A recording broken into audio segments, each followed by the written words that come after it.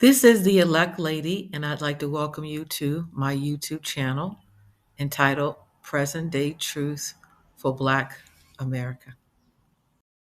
In my previous video, I discussed Carter G. Woodson's powerful book, The Miseducation of the Negro. In this video, we will discuss his involvement in the creation of Black History Month prior to his famous book. During his time, Woodson realized the truth pertaining to Black history is something that would have global impact, especially on Black people scattered throughout the four corners of the world. He knew the importance of unearthing our history in order for Black people to have a better understanding of who they are, where they came from, and their many accomplishments and achievements of their ancestors. Carter G. Woodson's early life seemed to be the catalyst for his interest in Black history. He was the fourth of nine children born to parents who were enslaved. Being Black and growing up in Central Virginia during the late 19th century and after the Reconstruction era, Carter realized he had few educational or employment opportunities. As a teenager, Woodson saved enough money from his days as a coal miner to finance his formal education at Frederick Douglass High School in Huntington, Virginia, one of the few Black high schools at the time. He graduated and received his diploma in just 2 years, as he was already self taught in basic reading, writing, and arithmetic. Woodson eventually earned two undergraduate degrees and a master's degree by 1908. In 1912, he earned his PhD in history from Harvard University, making him the second Black American, only following W.E.B. Du Bois, to graduate with a PhD from Harvard, and the only person of enslaved parentage to own a PhD in the field of history from any institution in the United States. Woodson became awakened to the educational system in America.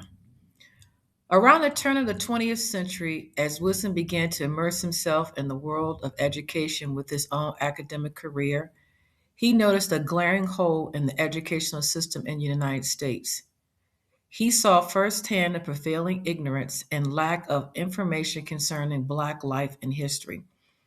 The public knew very little about the role of Black Americans in American history, and schools were not including Black American history in their curriculum.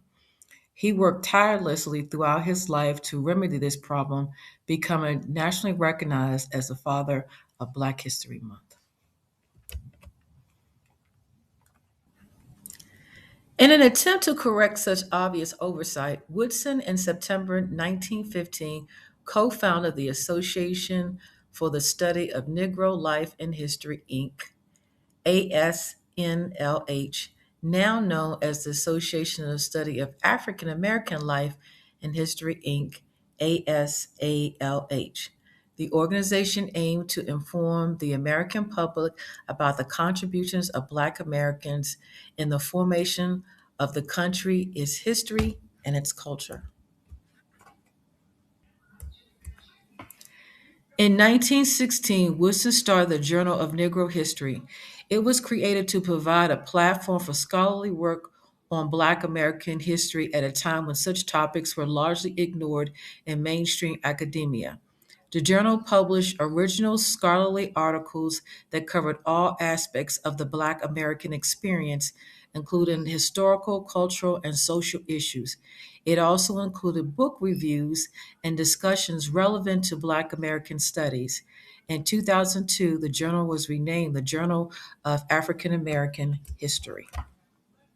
In February 1926, Woodson established Negro History Week, which marked a significant milestone in the recognition of African American history.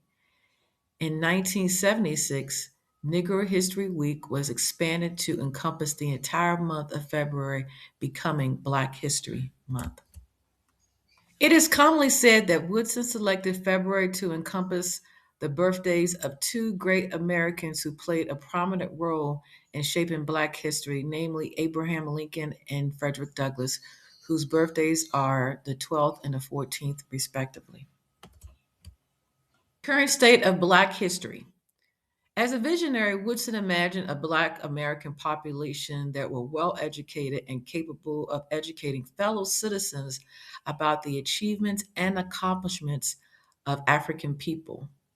He would say that Black history is American history and that the celebration of Black history is profoundly an American event. If Woodson was able to look at the current state of Black history, he would not think that merely celebrating was enough.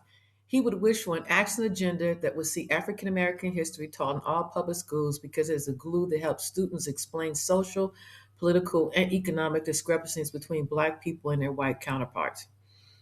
It is not just the figures who have been praised by whites that should be honored, but those who have been shunned by whites, such as Nat Turner, Marcus Garvey, Asante Shakur, Fred Hammond, Stokely Carmichael, Huey P. Newton, Bobby Seale, and Angela Davis.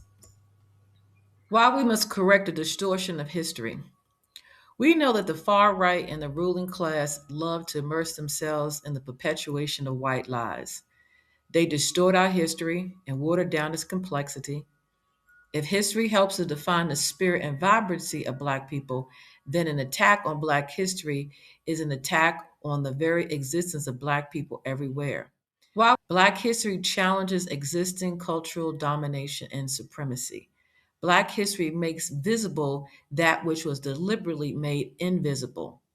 All that we know today about Black Americans is a direct result of us demanding that our history be made available to everyone. Young people who want to achieve success in arts, science, technology, mathematics, architecture, or culture can discover a bountiful field of African inspirations. This worries the ruling class because it means that Black people are no longer seeing themselves on the plantation that was designed to enforce the illusion of white supremacy amongst African people. We must remember the aim of the far right and the ruling class is not so much a philosophical attack on African Americans, which includes critical race theory, diversity, equity, and inclusion. Rather, it is a cultural attack on African people themselves. Why? Our Blackness represents the origins of all civilizations as well as the beginning of our species on the continent of Africa called the Homo sapiens.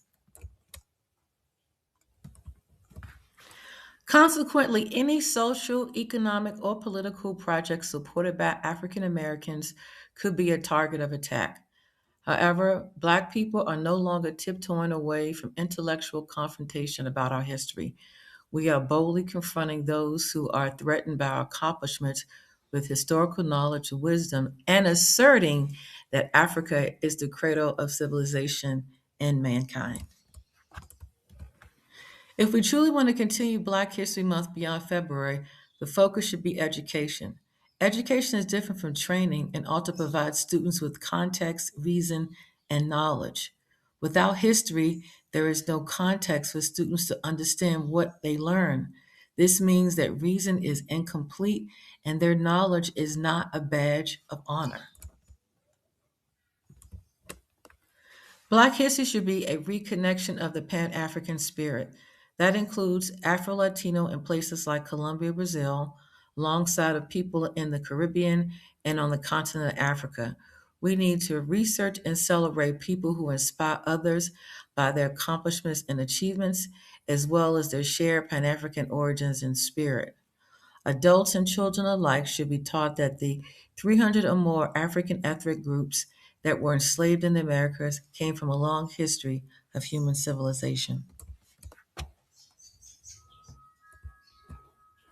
According to the book From Babylon to Timbuktu by Rudolph R. Windsor, our ancestors who were taken from the west coast of Africa during the transatlantic slave trade were industrious and skillful people. They were kings, princes, governors, generals, secretaries, treasurers, revenue agents, judges, architects, engineers, doctors, historians, mathematicians, jewelers, sculptors, masons, carpenters, painters, goldsmiths, etc. Almost all of the necessary skills for human survival were conceived and practiced in Africa by humans long before migration out of Africa happened for Homo sapiens. This was prior to coming into contact with Neanderthals, who are descendants of the modern day European. Presently, most schools treat Black History Month as a time for special emphasis on Black achievements, and there is nothing wrong with this idea, as it was one of the wishes of Carter G. Woodson. However, a more positive idea, now that we have the attention of the educational system in many areas, is to integrate African American history and culture in every subject area in every classroom by inserting a fact or a factoid in every lesson plan. Once this is practiced on a large scale in various school districts, it can catch on in others and be deemed a success. Every action takes political will and moral courage. Without it, we can't succeed. Once again, Black culture, heritage, and history deserve acknowledgement throughout the entire year. Ongoing recognition is vital as we celebrate Black excellence. Let's start by making it a priority to identify, share, and emphasize the nobility of people who have continued to succeed in tough arenas where our achievements have been minimized or ignored.